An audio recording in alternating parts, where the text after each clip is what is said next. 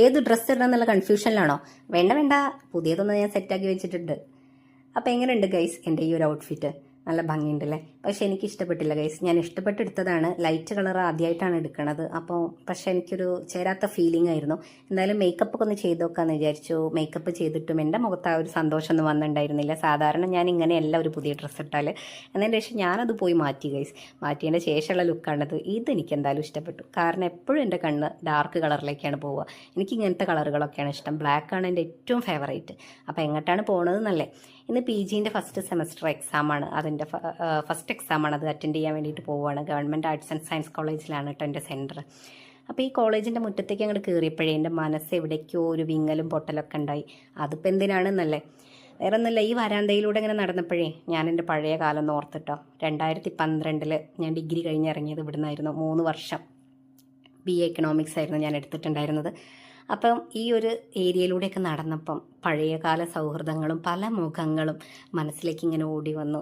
ഓരോ മൊമെൻറ്റ്സും നമ്മളിതിൽ നടന്നുകൊണ്ടിരുന്ന മൊമെൻറ്റ്സൊക്കെ ഓർമ്മ വന്നു കേട്ടോ. അപ്പോൾ ഇതായിരുന്നു നമ്മളെ എക്കണോമിക്സിൻ്റെ ആ ഒരു ഏരിയ ഡിപ്പാർട്ട്മെൻറ്റിൻ്റെ. പക്ഷേ ഇപ്പം അവിടെ അങ്ങനെ അത് ക്ലോസ്ഡാണ്. കാരണം അതിപ്പോൾ ഓൾഡ് ബിൽഡിംഗ് ആയിട്ട് മാറിയിട്ടുണ്ട്. ഒക്കെ പുതിയ ബ്ലോക്കിലേക്ക് മാറ്റി. അതുകൊണ്ടാണ് ഇവിടെ കാടും പൊടിയൊക്കെ പിടിച്ച് കിടക്കുന്നത്.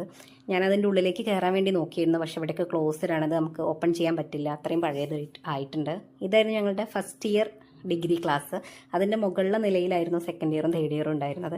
അപ്പോൾ ഇതിലൂടെ ഇങ്ങനെ നടക്കുമ്പം ഒരുപാട് നമ്മൾ നിന്നതും ഇരുന്നതും കഴിച്ചതും ഒക്കെ മനസ്സിലേക്ക് ഇങ്ങനെ ഓടി വന്നു. നമ്മളെ സൗഹൃദങ്ങൾ ഇങ്ങനെ ഓടി ഓടി വന്നു കേട്ടോ.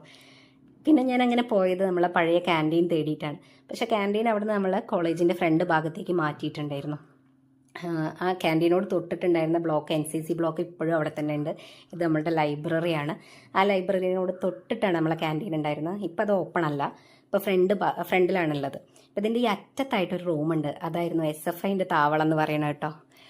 ദുന്ദുബി ശ്രീനിവാസനും ജിനു, ജയേഷ്, അരുണിമ തുടങ്ങിയുള്ള ആളുകളൊക്കെ ഞാൻ അപ്പോൾ ഓർത്തു. അവരൊക്കെ SFIൻ്റെ ഭാരവാഹികളായിരുന്നു കേട്ടോ. പിന്നെ ആ പോണ വഴിക്ക് ഇതാണ് നമ്മളെ ഓഡിറ്റോറിയം ഉണ്ടായിരുന്നത്. ഇന്ന് അവിടെ എന്തോ ഒരു ഫംഗ്ഷൻ നടന്നുകൊണ്ടിരിക്കുന്നുണ്ട്. ഇത് നമ്മുടെ ലേഡീസ് ഹെവനാണ്.